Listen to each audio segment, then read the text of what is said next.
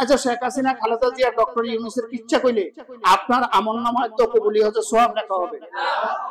গাল গল্প আমরা আড্ডা উড্ডা মারি আর আজে বাজে ফালতু কথা বলি, ঘুম থেকে ওইটা শেখ হাসিনা, খালেদা জিয়া আর ওই যে এখন ডক্টর ইউনূসের গল্প শুরু করি আর সারা দিন এইগুলি চাবাইতে থাকি, এইভাবে সময় অপচয় করি কিনা কোন?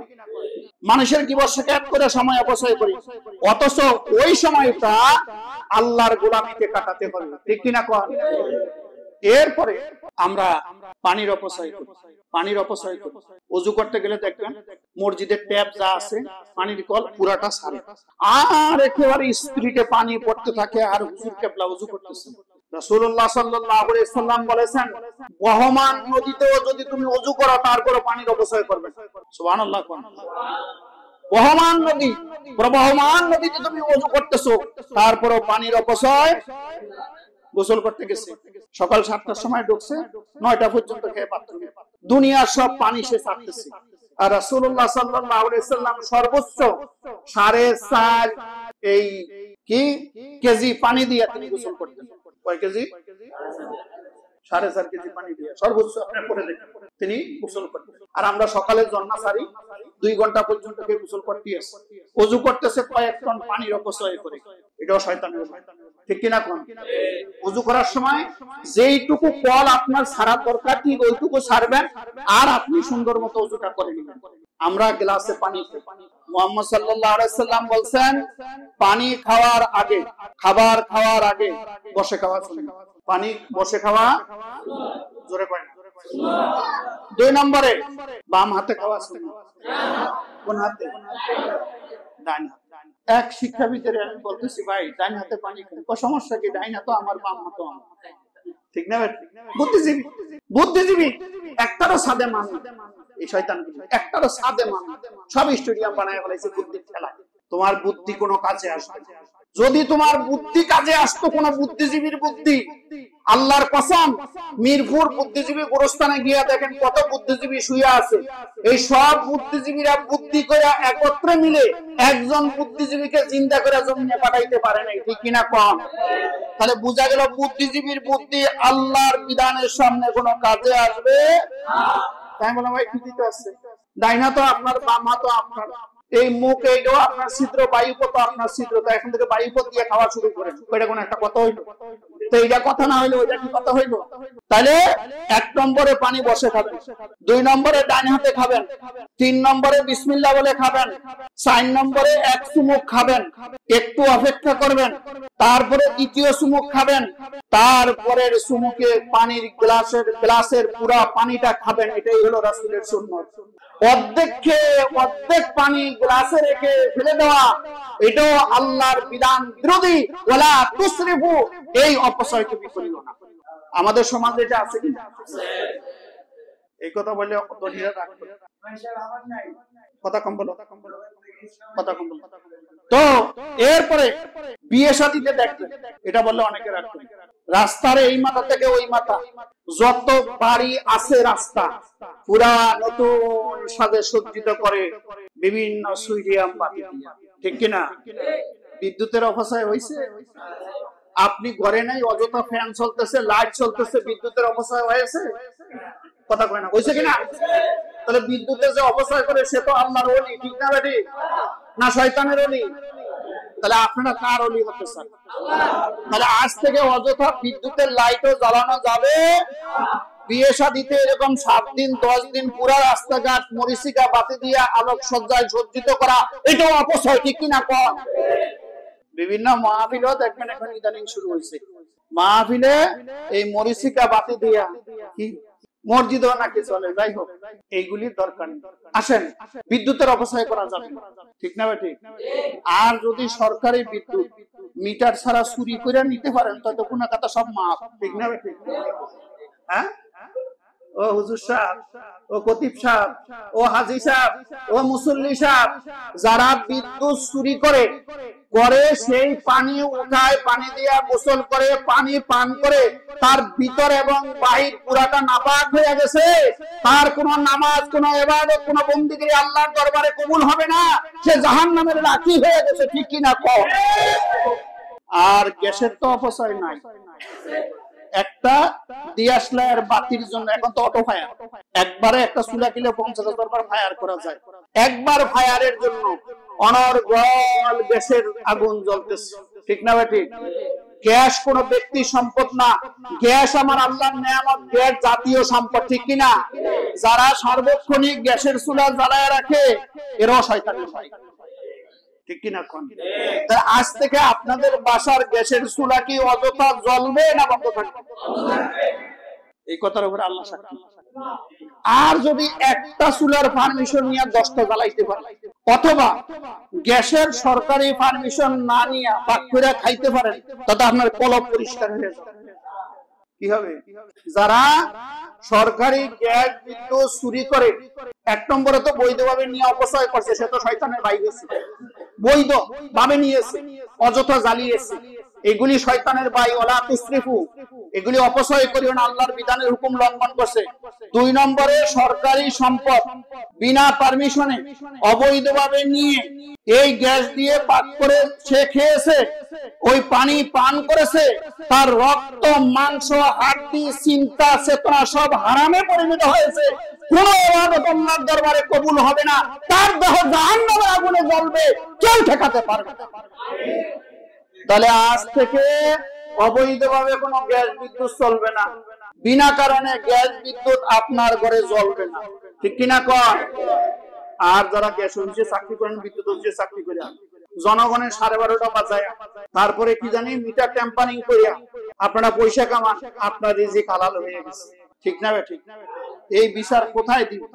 আমার বনশ্রী বাড়ি প্রতি মাসে পানির বিল আসে, শীতকালে 11,000, 12,000, 13,000, 14,000, 18,000 পর্যন্ত আসে। আমার পাশের বাড়ি 4,500 টাকা বিল আসে জীবন করে। জিজ্ঞাসা করি, ভাই আমারও যত কটা ফ্ল্যাট, ওনারও তত কটা ফ্ল্যাট, তো আমার এই বাড়িতে এত টাকা বিল, ওনার বাড়িতে এত কম বিল, কারণ কি? আপনি কি আমার সাথে দেখা করছেন? তো দেখা তো তোমার সাথে প্রতি মাসে একবার করে হয়, তো এই দেখা সেই দেখা কি এক দেখা হবে? কথা বোঝেন নাই? হ্যাঁ, তার সাথে প্রতি মাসে একবার দেখা হয়, তো এই দেখা আর কি সেই দেখা এক দেখা হয়েছে? তা আপনি তো এইরকমই হবে। এদেরকে মনে রিজিক হালাল হয়ে গেছে, এরা মনে জান্নাতি হয়ে গেছে। মনে রাখবেন, আবারও বলি, খুশি হওয়ার বেজার হন। এখানে মিম্বরে বসেছি আল্লাহকে খুশি করার জন্য, তার রাসূলকে খুশি করার জন্য, কোন ব্যক্তি বিশেষকে খুশি করার জন্য কখনো খুতবা দেই নাই। নিজকে খুশি করার জন্য, বাহবা পাওয়ার জন্য খুতবা দেই নাই। যারা সরকারি চাকরি করে, জনগণের উপরে জুলুম করেন, এরকম চুরি ডাকাতি করেন, জাতীয় সম্পদ টেম্পারিং করেন, তারপরে পানির মিটার ডাউন করেন, 1,000, 2,000 টাকা দিলে 20,000 টাকার বিল 4,000 টাকা বানান, আল্লাহর জাতে পাকের কসম করে বলছি, তোমার কোন ইবাদত আল্লাহর দরবারে কবুল হবে না। তোমার দেহ, রক্ত, মাংস, তোমার আওলাদ পর্যন্ত হারামে রূপান্তরিত হয়েছে, ঠিক কিনা?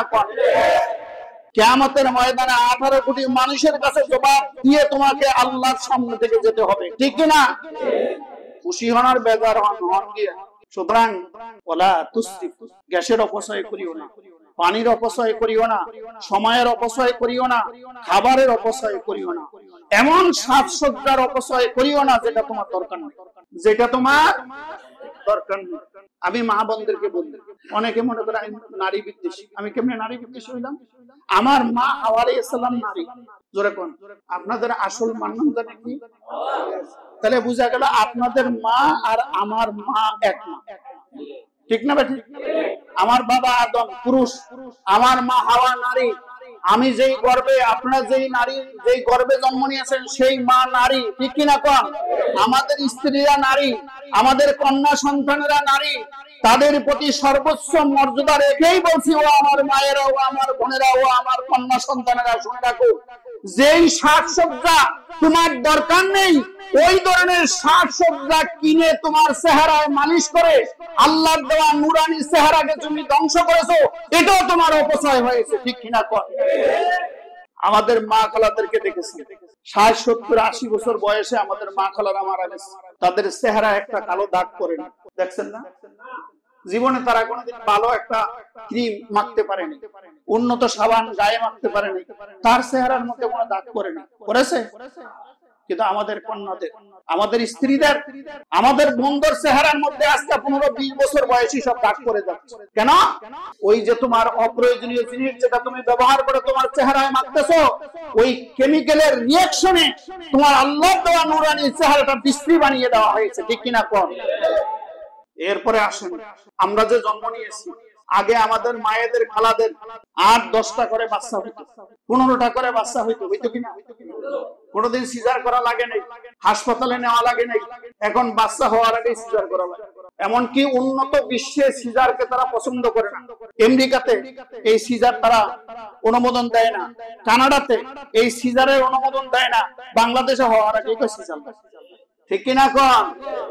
মায়েদের যে খাসলত বেপরা চলতে চলতে আল্লাহর এই রহমত উঠিয়ে নিয়ে গেছে, এই জন্য প্রত্যেকে সন্তান হওয়ার আগে সিজার করা লাগে, লাগে কিনা? আর ডাক্তারদের এখানে চাওয়া পাওয়ার কিছু দান্দা আছে কিনা? তাহলে আসেন আমার মায়েরা, আমার আদরের কন্যা সন্তানেরা, বিনয়ের সঙ্গে বলছি, যেই প্রসাদনী তোমার প্রয়োজন নেই, ওই প্রসাদনী কিনে তোমার চেহারায় মেখে আল্লাহর নূরানি চেহারাকে বিকৃত করা, এটাও অপছন্দ, এটারও কোনো প্রয়োজন নেই। চেহারা সুন্দর করার জন্য দেখবেন ইলেকট্রনিক মিডিয়া, প্রিন্ট মিডিয়াতে টমেটো লাগবে, শসা লাগবে, গাজর লাগবে, আরো কি কি এরকম আছে, এরকম শুনবেন। তারপরে হাবিজাবি এগুলি যা লাগবে, আমি বলি ও আমার মায়েরা, ও আমার বোনেরা, এই গাজর, টমেটো, শসা আর আলকাতরা, মাটিয়া তেল, কেরোসিন তেল, পেট্রোল, ডিজেল, অকটেন এগুলি বাদ দাও, তাহাজ্জুদ করো, কোরআন তেলাওয়াত করো, আল্লাহর জিকির ও মায়েরা ও বোনেরা তোমার কলবে জারি করো, আল্লাহর নূর তোমার চেহারার মধ্যে চমকাবে, আল্লাহর নূরে তোমার চেহারা নূরান্বিত হবে, তোমার কবর তোমার চেহারার নূরে আলোকিত হবে, ময়দানে মাহশর তোমার নূরে আলোকিত হবে, নূরে নূরান্বিত হয়ে আমার মায়েরা ও বোনেরা আল্লাহর জান্নাতের মেহমান। তাহলে ওয়ালা তুসরিফু, অপচয় করিও না। যারা অপচয় করে তারা শয়তানের ভাই। আল্লাহ তাআলা বলতেছেন তুমি অপচয় করবে না, অপব্যয় করবে না, আবার কৃপণতাও করবে না।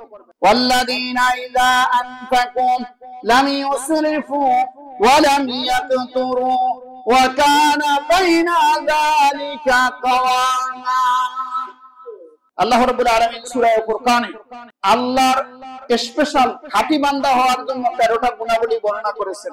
তার মধ্যে একটা গুণাবলী হলো যারা ব্যয় করার ক্ষেত্রে ওয়াল্লাযীনা ইযা আনফাকু লাম ইউসরিফু ওয়া লাম ইয়াকতুরু ওয়া কানা বাইনা যালিকা কাওয়ামা, যারা ব্যয় করার ক্ষেত্রে অপব্যয় করে না, আবার কৃপণতাও করে না।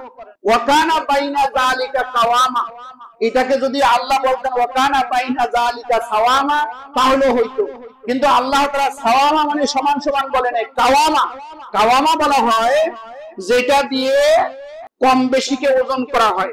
যেমন দাড়িপাল্লার মাঝখানে ওই যে একটা ইয়ে ধরে, এটাকে কি বলে? কি বলে? আরে মাঝখানে যেটা ধরে, কাটা। আল্লাহ বলতেছে কাওয়ামা, তুমি এমন ভাবে ব্যয় করবে, ব্যয় করার ক্ষেত্রে যাতে কৃপণতা না হয় আর অপচয়ও না হয়, মেপে মেপে হিসাব করে করে তুমি ব্যয় করবে, তাহলে তোমাকে আমি আল্লাহ আমার স্পেশাল বান্দাদের কাতারে শামিল করব। আর সর্বশেষ আল্লাহর আহ্বান হবে, ইয়া আইয়াতুহান নাফসুল মুতমাইন্নাহ ইরজি ইলা রাব্বিকা রাদিয়াতান মারদিয়াহ ফাদখুলি ফি ইবাদি ওয়াদখুলি জান্নাতি। হে প্রশান্ত হৃদয়, তুমি তোমার রবের দিকে ফিরে আসো সন্তুষ্টির চিত্তিতে, সন্তুষ্টির ভিত্তিতে তুমি তোমার রবের দিকে ফিরে আসো। ফাদখুলি ফি ইবাদি, আমার ওই নেককার বান্দাদের কাতারে শামিল হও, যারা মেপে মেপে হিসাব করে জীবন জিন্দেগি পরিচালনা করে। ওয়াদখুলি জান্নাতি, আর আমার জান্নাতের মেহমান। ওয়ালা তুসরিফু, আমরা কোনো অপচয় করিব না। যদি আমরা এই কথাগুলি মেনে চলতে পারি, তাহলে দুনিয়ার আযাব গজব থেকে আল্লাহ পাক আমাদেরকে হেফাজত করবে, পরকালে জান্নাতুল ফেরদাউসের মেহমান হিসেবে কবুল করবে। আল্লাহ তাআলা এই কথাগুলি আমাকে আপনাদের সকলকে আমল করার তৌফিক দান করুন।